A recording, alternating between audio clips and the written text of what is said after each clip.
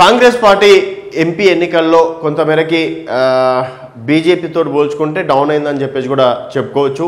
ఇటు రేవంత్ రెడ్డి సొంత పార్లమెంట్ నియోజకవర్గం అయినటువంటి మల్కాజ్గిరి కావచ్చు, సొంత జిల్లా అయినటువంటి మహబూబ్నగర్లో కూడా బీజేపీ గెలవడంతో సో డెఫినెట్గా ఈసారి ఎలాగైనా సరే స్థానిక సంస్థల ఎన్నికల్లో మాత్రం కాంగ్రెస్ పార్టీ తన గ్రాఫ్ని పెంచుకోవాలని చెప్పేసి కూడా భావిస్తుంది. సో ఇప్పటికే సెప్టెంబర్ ఆర్ అక్టోబర్లో స్థానిక సంస్థల ఎన్నికలు ఉంటాయని చెప్పేసి కూడా ఒక టాక్ వచ్చింది. కాకపోతే మరికొన్ని రోజులు ఆలస్యమయ్యే అవకాశం ఉంది. నవంబర్ లేక డిసెంబర్లో స్థానిక సంస్థల ఎన్నికలు జరిగే అవకాశాలు ఉన్నట్లు కూడా తెలుస్తుంది. సో స్థానికంపై ఫోకస్ 70% ఓట్లే లక్ష్యం కాంగ్రెస్ లక్ష్యం. పార్టీ గ్రాఫ్ను ఫిక్స్ చేసిన టీపీసీసీ మంత్రులు, ఎంపీలు, ఎమ్మెల్యేల కొత్త టాస్క్. 1-2 రోజుల్లో కీలక నేతలతో సీఎం రివ్యూ. కాంగ్రెస్ పార్టీ స్థానిక సంస్థల ఎన్నికలకు ఫోకస్ పెట్టింది. అసెంబ్లీ, లోక్సభలో వచ్చిన ఓట్ల శాతం కంటే రెట్టింపు స్థాయిలో తెచ్చుకోవాలని లక్ష్యం పెట్టుకున్నది.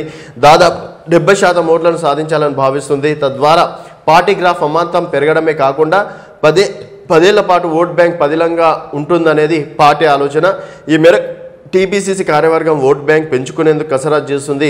అసెంబ్లీ ఎన్నికల్లో కాంగ్రెస్ పార్టీకి 39.5% ఓట్లు రాగా లోక్సభ ఎన్నికల్లో 41% వచ్చాయి.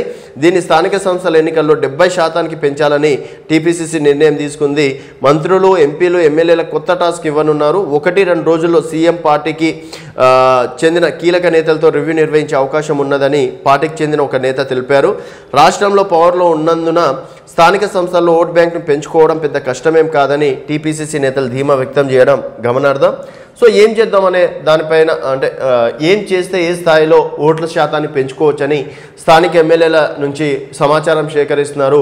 ఇందుకోసం డీసీసీలంతా కీలకంగా పనిచేయాల్సిన అవసరం ఉన్నదని టీపీసీసీ ఆయా నేతలకు ఆదేశాలు జారీ చేసింది. ఓట్ల శాతాన్ని పెంచుకునేందుకు పార్టీ ప్రత్యేక ప్రణాళికను తయారు చేసినట్టు తెలిపింది. సో బీఆర్ఎస్ క్యాడర్కు ఎరా. ఈ లోక్సభ ఎన్నికల్లో బీఆర్ఎస్ పార్టీ ఓట్లని బీజేపీకి కన్వర్ట్ అయ్యాయని కాంగ్రెస్ బలంగా నమ్ముతున్నది. ఇందుకు ఉదాహరణగా మెదక్, మహబూబ్నగర్ స్థానాల్లో బీజేపీ గెలిచిన అంశాన్ని గుర్తుకు చేస్తున్నారు. అయితే ఈసారి స్థానిక సంస్థల ఎన్నికల్లో బీఆర్ఎస్ ఓట్ బ్యాంక్ బీజేపీకి పోకుండా ముందస్తుగా జాగ్రత్త పడాలని పార్టీ భావిస్తుంది. ఇందుకోసం బీఆర్ఎస్ గ్రౌండ్ క్యాడర్ను కాంగ్రెస్లోకి లాగేయాలని ప్లాన్ చేస్తుంది. స్టేట్, సెంట్రల్లో పవర్లో లేని పార్టీలో కొనసాగడం వలన ఉపయోగం లేదని బీఆర్ఎస్ స్థానిక లీడర్లు నాయకత్వానికి కాంగ్రెస్ కన్విన్స్ చేయనున్నది.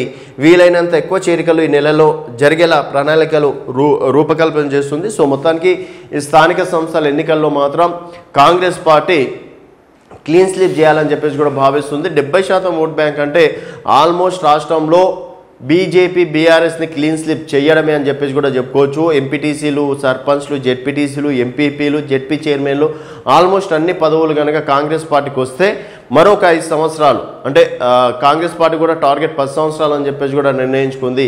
సో నెక్స్ట్ ఎలక్షన్స్కి ఇవన్నీ తోడ్పాటు అయితే అని చెప్పేసి కూడా కాంగ్రెస్ పార్టీ బలంగా నమ్ముతుంది. అందుకని అంటే గ్రామ స్థాయిలో ఉన్న నేతలే కీలకంగా అసెంబ్లీ ఎన్నికల్లో కావచ్చు, పార్లమెంట్ ఎన్నికల్లో కూడా వాళ్ళ పాత్రనే ఎక్కువగా ఉంటుంది కాబట్టి సో కాంగ్రెస్ పార్టీ ఆ విధంగా భావించి కీలక నేతల్ని, బీఆర్ఎస్లో ఉన్న కీలక నేతల్ని కాంగ్రెస్ పార్టీలోకి చేర్చుకోవాలని చెప్పేసి భావిస్తుంది.